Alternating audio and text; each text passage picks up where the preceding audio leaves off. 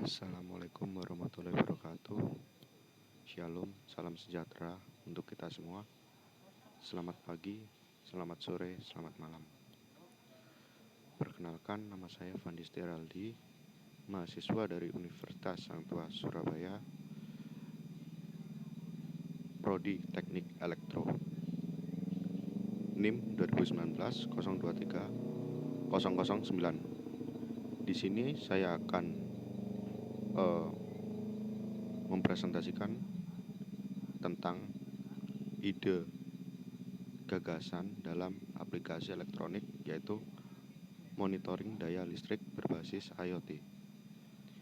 Internet of Things merupakan jaringan infrastruktur global yang dinamis yang memiliki kemampuan konfigurasi berdasarkan standar protokol komunikasi dengan memiliki sistem identitas, atribut fisik, karakter kuat, dan antarmuka cerdas yang terhubung dan terintegrasi ke dalam sebuah jaringan informasi. Sederhananya, IoT dapat menyatukan dua virtual teknologi informasi dengan benda real di dunia nyata. IoT dapat bekerja dengan mengambil data dan dari pembacaan sensor yang diletakkan pada benda di dunia nyata, kemudian dikirimkan ke server. Adapun sensor-sensor yang bisa terhubung ke jaringan internet seperti sensor tegangan, arus, RFID, dan sensor lainnya yang layaknya seperti indera manusia seperti sensor cahaya, gerak, tekanan, udara, dan lain-lain. Pada sistem IoT, benda yang terhubung sensor diberikan kemampuan untuk melakukan reaksi yang diperintahkan oleh server melalui controller.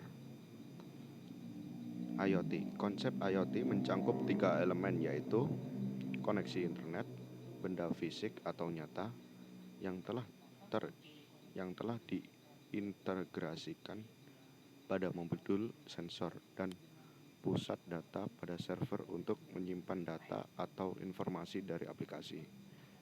Benda-benda yang terkoneksi ke jaringan internet akan menghimpun data kemudian terkumpul yang kemudian diolah. Setelah diolah akan dianalisa baik oleh instansi pemerintah, perusahaan terkait maupun instansi lainnya yang kemudian dimanfaatkan bagi kepentingan masing-masing. Alat dan bahan yang dibutuhkan untuk membuat program ini adalah 1. Arduino Uno. 2. Sensor tegangan bertipe ZMPT101B. 3. Sensor arus bertipe ACS712. Nomor 4. Node MCU. Nomor 5. Relay. Nomor 6. Power supply bertegangan 12 volt. Nomor 7. Push button. Nomor 8. LCD berukuran 2x16. Ke-9. Multimeter. Ke-10. Solder. Ke-11. Kabel. Alur penelitian untuk dapat merancang alat monitoring daya, maka penulis membutuhkan tahapan seperti perancangan alat, perakitan alat, pengukuran, dan pengujian alat. Berikut diagram untuk melakukan metode tersebut. Itu ada perancangan rangkaian pada monitoring daya. Kedua, ada proses validasi atau kalibrasi alat. Ketiga, ada perakitan rangkaian monitoring daya. Keempat, ada melakukan pengukuran terhadap beban. Dan kelima, mencatat hasil pengujian dan menganalisis.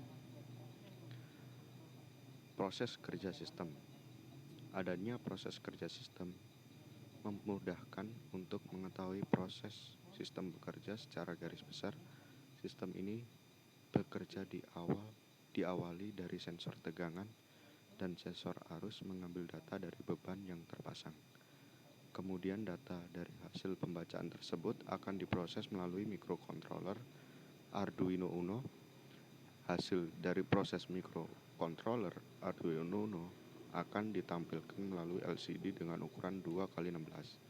Selain itu, hasil dari proses microcontroller Arduino Uno akan ditampilkan di server melalui jaringan internet dengan bantuan node MCU. Berikut ada diagram untuk